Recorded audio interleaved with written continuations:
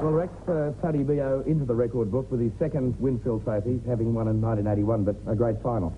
Tremendous tournament, actually, David, but I think one would have to be fair and say that John Campbell had bad running today. I mean, he didn't look as though he played anything like he did in the previous matches, and he didn't play anything like that, but he didn't get any running. But that's not taking anything away from Tony Mio, because he had a string of breaks. I thought the last 5 frames Tony played as well as I've ever seen him play. He played superb snooker. It must have been a joy for everyone to watch. Well, I suppose the organisers may have shuddered early in the tournament when we saw the early exits of 2 of the top players in Tony Knowles and Hurricane Higgins, but the way that the tournament did develop over the next few days really kept a lot of interest in it.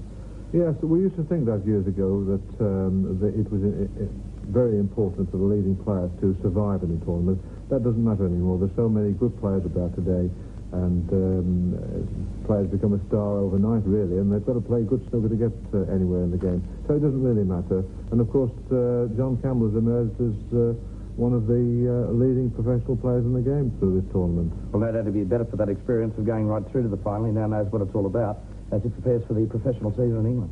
Yes, well, of course, it's playing on television in this type of tournament and playing in the sort of hard circuit in Britain are 2 different things, but it will be good preparation for him. Rex, as we look back on the week of the televised highlights of the Winfield Masters for 85, is there any one particular highlight that stands out to you?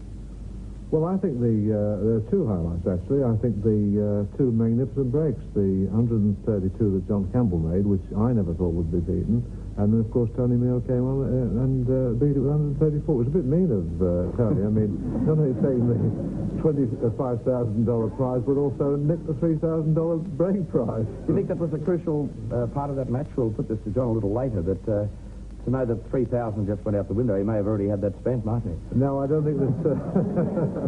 Yeah, I don't think that John was thinking about the $3,000. I don't even think he was thinking about the $25,000. I may be wrong, but I don't think he was. He was thinking about the title.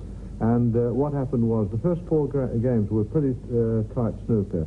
Neither player really flowing. At that time, John looked as though he might possibly get on top. And then, of course, Tony came in with that 134 break and then followed it with an 81, an 80, and a 54. And from then on, Tony was really buzzing, and John was struggling to get back into the match. Well, Rex, you've been coming out to Australia now for 15 years. You said this is the first time that you didn't arrive with your cue. This time you brought your wife Rita, though, with you. And I believe that you've got a week's holiday to have your first time to have a good look around Sydney. Yes, it'll be nice just to relax. I'm not, as I say, I haven't been playing and haven't brought my cue with me. And it's very much easier in the commentary box than on the table. I never miss a shot up there. Well, you didn't make too many mistakes up there. Rex, it's been an absolute delight having you here in Network 10. Well, thanks very much for joining us, and have a great holiday and a safe trip back to the UK. Thanks very much indeed. Rex Williams, who did such a mighty job with Ian Anderson in the commentary box, as did our guest commentator today, Jack Newton, who will now make the official presentation of the Winfield Trophy for 1985. Will you welcome back former Australian Open golf champion, Jack Newton.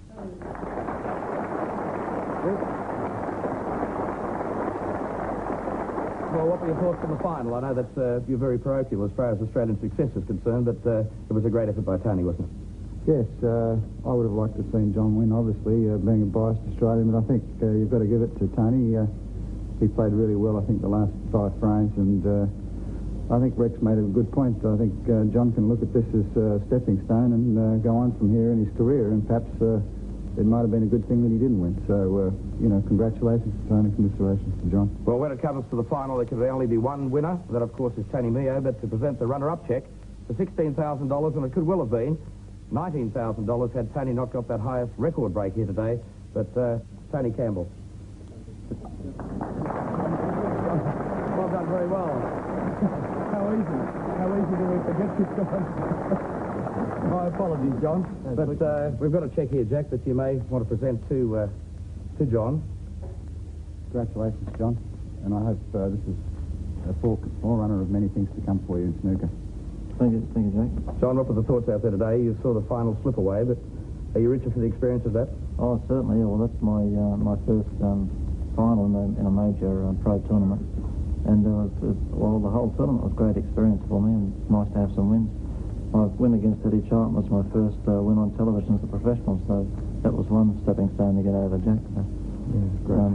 Could I thank... yes, by all means. I'd especially like to thank Winfield, and congratulations to Tony. I don't think I've seen better snooker than that played. I haven't, no. And I'm still on a daze. Can I take that chair with me? And I'd like to thank John Scott for all the work and effort he's put into organising the tournament. Okay, now what's the plans between now and September when the season starts in Britain? Well, I'll be heading back over to the UK in late August, and I've already entered in the tournament, and I'm looking forward to playing there and improving some more. Well, John, obviously you've established yourself now with the television audience in Australia. No doubt they'll look forward to your performances in Great Britain. Congratulations on reaching the final. Commiserations for losing, but all the very best in Britain this year. Thank you, David. Okay, John Campbell.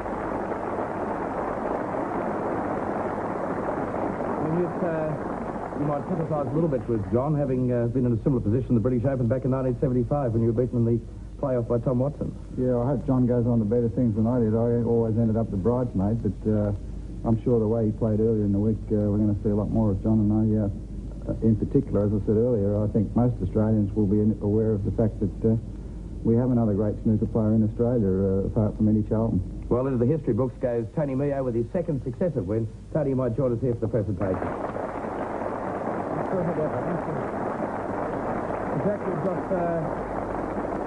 one here for $25,000 and another one for the record highest break of $3,000 put up by the Winfield Company. The top effort. Oh, it's lovely, isn't it? 28,000, mate. I'll buy you a few lagers over there in Pommyland. Thanks very much. Thank you. Thank you. Okay, we also have the Winfield Trophy, which Jack may want to present to Tony. Tony, congratulations on your great win. And I'm sure everyone in Australia has enjoyed the snooker you've played over the last few days, and congratulations again on those marvellous performances in the last 5 frames. I thought the snooker was fantastic. Thank you. Well, I suppose I think John said it all. He thanked Winfield, and especially thanks to John Scott, who puts the tournament together every year.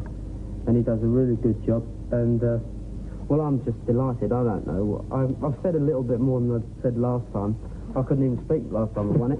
What gave you the greatest thrill, Tony? 81 or 85?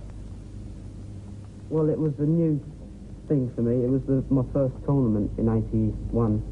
So when you win the first one, it's very nice. But this, to come back and win it again, I'm really over the moon. But what a nice fellow that John Campbell is, isn't he?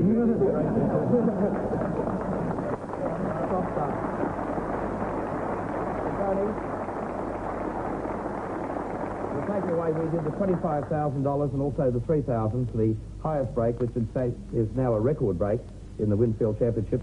Will we see you back here again next year? I hope so. Well, what a great champion. All the very best on the way back to the UK. Thank you. Okay. Thank you. Well, yes. I know that you've enjoyed it. We've heard your golf commentaries around Australia for some time. And this is just adding another string to your bow today, too, in the commentary box with 2 great champions, and Rex Williams and Ian Anderson. Yes, I watched Rex play on many occasions and really enjoyed watching him play. And as I do all the snooker players, I think it's marvellous to watch anyone that's great in any sport do it well. And I think that's the key to the thing. And I think snooker is a good game to watch on television. Okay, well, it's been great having you part of the team today, and thanks for officiating with the presentation. Ladies and gentlemen, Jack Newton. Thank you. And so, after a week of competition, it all culminated today with the final of the Winfield Masters for 1985. The winner, into the record books for the second time, is Tony Mio, the runner-up, John Campbell of Australia. We'd also like to thank referee Ron Cherney, who has officiated in all the matches from the quarterfinals onwards here on Network 10. And also to John Scott and the Winfield Company for putting up the $120,000 in prize money. To our director, Pete Rawling, our producer, Mike Orton, and a tremendous crew here at Network 10 who have worked so diligently during the week. And also to our 2 commentators, Ian Anderson, and from the United Kingdom, Rex Williams. I'm David Fordham. It's goodbye from our Sydney studios.